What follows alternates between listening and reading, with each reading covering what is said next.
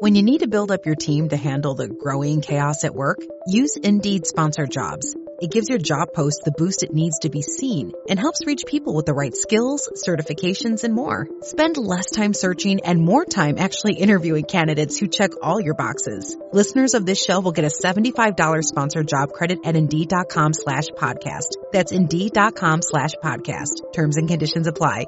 Need a hiring hero? This is a job for Indeed Sponsored Jobs. What up? It's Interview Style, where we talk about movies and stuff. Iris, what is the top grossing movie of all time? I don't know. Tell me. It's Avengers. No, it's not Avengers. It's Avatar. It's funny that I made that mistake.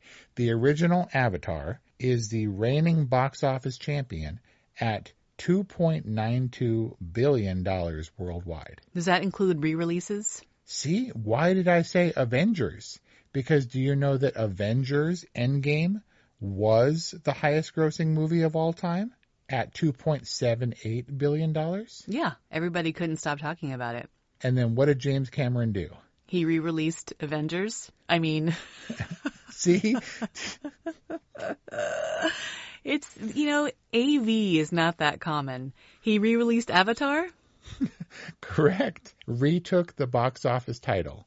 And the dude, he's seemingly, magnanimous and encouraging and supportive of his fellow filmmakers. James Cameron, who's notoriously kind of a wiener and pushes people in his team really hard when he's making a movie. When Avengers Endgame crossed the Titanic box office mark, he sent them a very nice note congratulating them. It depicted the Titanic crashing into the iceberg, but the iceberg was the big Avengers A. And then when it finally passed Avatar, he sent them another note. I see you, Marvel. Congratulations to Avengers Endgame on becoming the new box office king. Now this is him acknowledging and also referencing his King of the World speech when it won Best Picture, which Marvel's Endgame didn't do, by the way. This is him acknowledging, you beat my movie. And that's cool because we're all in this together or whatever. Congratulations. Great work. And then secretly, kind of quietly, put out Avatar. Let's just see what happens. And regained the title. And so that's all great, right? And then Avengers is releasing Doomsday this Christmas. And it was recently announced that the Russo brothers are re-releasing in theaters Avengers Endgame. That's curious.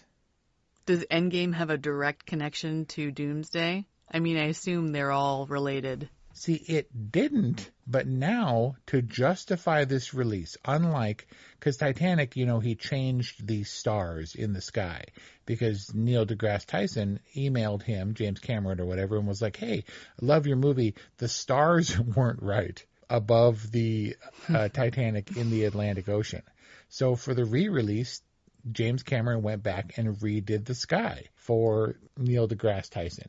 For Avengers, I don't think he changed anything when he re-released it. Marvel is justifying the re-release of Endgame by saying that some scenes are being changed. They're fixing it. You can't see my air quotes, which is just another way of saying we're retconning Avengers Endgame to position Tony Stark to, spoiler, plausibly become Doctor Doom in Doomsday. Spoiler? And because it doesn't exist in the film, and I don't know if not being a Marvel devotee, that Tony Stark, the Robert Downey Jr. Iron Man character, is in fact in one of these universes. I don't even know. Doctor Doom, a notorious villain. Who? Exactly. So, do you think there is a strategy on the part of Avengers, taking a cue from James Cameron, to re-release Avengers Endgame with new footage or fixed footage, I'm not sure which, to retake that box office crown, like a taste of his own medicine? This is one of those instances where if it was just about money, then okay, whatever, money, corporate greed, blah, blah, blah. But this definitely sounds more like, what do you call it? Like cock measuring? Or like this is pride And this is a big, like, dick measuring contest. So you do think that there is some measure of competition and of ruthlessness in this decision. See, that's the thing. It doesn't feel like it's malice. It's more, or greed, which seems somehow more honest. It does seem a little bit like it has to do with regaining that title in what may be a friendly competition. But something of this reeks more than just like box office money grab. I mean, it is a very involved thing, and continuity and all that stuff is important for the Marvel movies, I suppose. And also, at one time, it was the biggest box office movie in the world. And maybe some people, 5 or 6 years ago, didn't get to see Endgame in the theater. So let's go. Okay, are you going to make me see Endgame? I'm not going to make you do anything. You do what you want. Marvel is deep and lengthy. That's a lot. That's like 26 films by now. So, no, I don't care. You do what you want.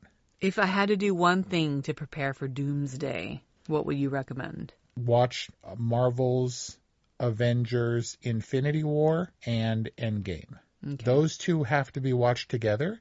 They're basically one film split into two, but they are distinctly separate films. Everybody's been established, but you have that story, and it closes some arcs. It kind of continues some other ones, and it's supposedly this new Doomsday has a direct connection or is a direct sequel to Avengers Endgame. Okay. Nerd alert. Got my marching orders. Thanks for playing. Caleb, goodbye. Ever thought about starting your own podcast? Do you have a business or a message you want to share with the world? Well, now it's easier than ever with Electrocast. Hi, I'm Mark Netter. And I'm Peter Rafelson. We're the founders of Electrocast Media. Whether you want to start a new podcast or already have one, join Electrocast to grow your audience, monetize your content, and build your community. With our simple sign-up, you get free promotion, world-class analytics, premium ads, and personal support. Go to electrocast.com and join our community today. Electrocast. Transform your influence. Electrocast.